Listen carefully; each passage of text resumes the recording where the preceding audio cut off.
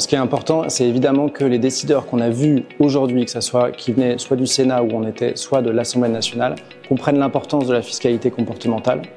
et que du coup, on ait dans le prochain PLFSS des mesures avec une vraie trajectoire fiscale pour les produits du tabac, parce qu'on sait que c'est ça qui marche, c'est augmenter les prix du tabac, ça permet aux gens d'arrêter petit à petit. Pourtant, aujourd'hui, on n'a pas cette mesure-là dans le projet de loi de financement de la sécurité sociale et nous, c'est notre but. Pour le PLFSS 2025, à Addiction France, nous souhaitons voir une fiscalité qui soit appliquée sur les alcools et qui permette d'avoir une harmonisation de la fiscalité entre les différents types d'alcool, puisque aujourd'hui, lorsque on regarde la fiscalité, eh bien, on se rend compte que le vin est quasiment pas taxé, la bière un petit peu et les spiritueux beaucoup. Donc il est nécessaire d'appliquer une fiscalité qui soit proportionnelle au degré d'alcool contenu dans chacune de ces boissons.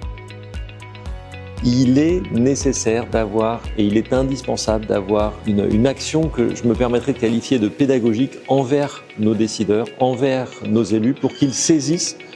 véritablement le bien fondé de cette démarche, qui n'est pas une fiscalité qui est standard, qui est une fiscalité qui vise à protéger. Et c'est ça qui est absolument indispensable de bien faire passer comme message. Si nous voulons demain avoir notamment une génération sans tabac, il faut dès à présent s'y intéresser et passer par cette fiscalité